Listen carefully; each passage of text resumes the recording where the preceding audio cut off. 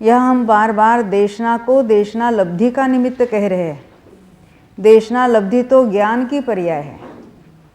अपनी तीव्र रुचि तथा अपना स्वरूप जानने की तीव्र जिज्ञासा हो और देशना लब्धि की पर्याय अपनी योग्यता से प्रकट होने का समय आए तो ज्ञानी की देशना भी सहज रूप से निमित्त के रूप में मिल जाती है।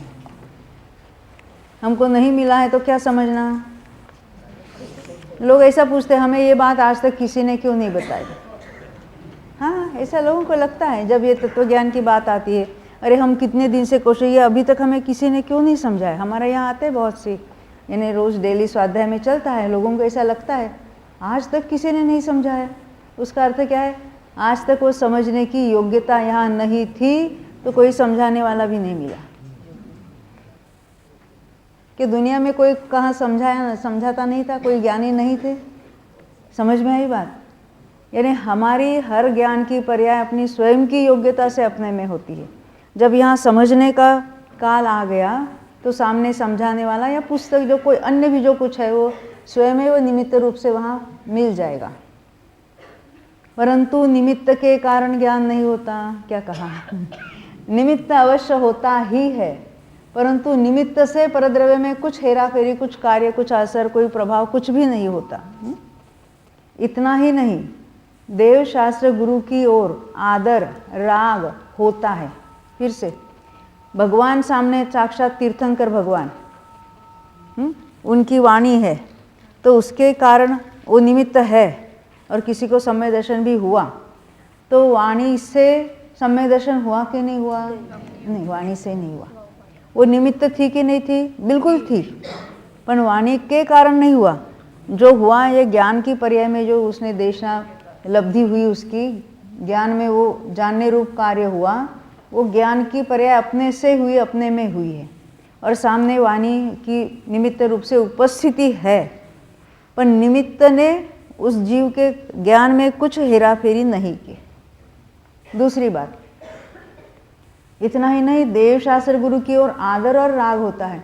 अब तीर्थंकर भगवान को देखकर उनके प्रति आदर, अहोभाव, शुभ राग होगा कि नहीं होगा? बिल्कुल होगा।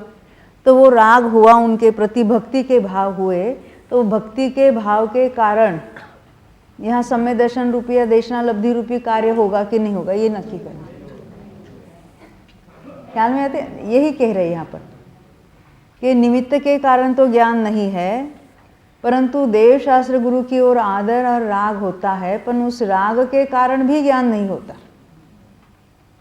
प्रवचन सार गाथा 35 की टीका के ऊपर पूज्य श्री कांजी स्वामी ने प्रवचन में कहा है, सामने तीर्थंकर आचार्य आदि है इसलिए ज्ञान हुआ, उपदेश सुना, दिव्य ध्वनि सुनी इसलिए ज्ञान हुआ, एम नहीं। गुरुदेव की स्पेशलिटी थी, पहले ऐसा बताते थे और बाद में कहते उसका निषेध करते थे, ऐसा है नहीं।